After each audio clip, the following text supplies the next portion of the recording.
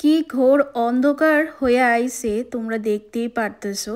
হঠাৎ লাঞ্চ করার সময় আকাশের দিকে তাকানোর পর দেখলাম সারাটা আকাশ যেমন অন্ধকার হয়ে আইছে।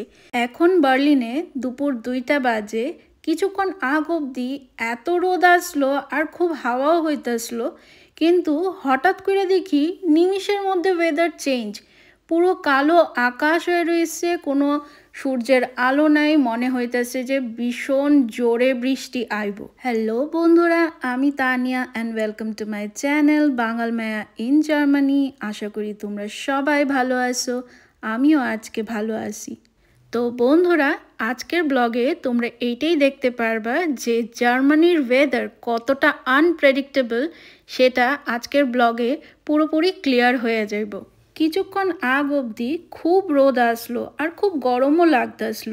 যখন লাঞ্চ করতে আইলাম হঠাৎ করে দেখি আকাশটা এরকম কালো হয়ে রয়েছে। আর এরকম কালো আমি কখনো দেখছি না, যে একটা সাইড এতটা কালো আর তোমরা ভালো করে লক্ষ্য করে দেখো আরেকটা সাইড কিন্তু একদম পরিষ্কার রয়েছে।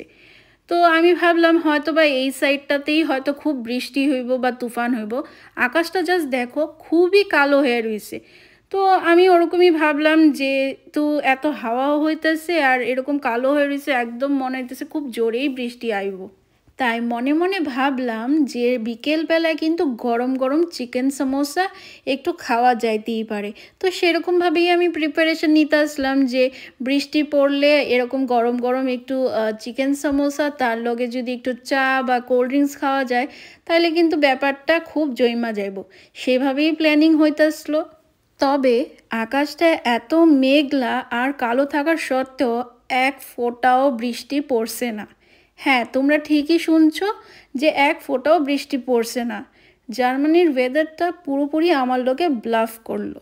প্রায় 10-15 মিনিটের পর হঠাৎ যখন আকাশের দিকে তাকাইলাম, দেখলাম যে কালো মেঘ পুরো উধাও আকাশের থেকে, আর নীল আকাশটা সূর্যের আলোতে আবার ঝলমল করতেছে। চাও।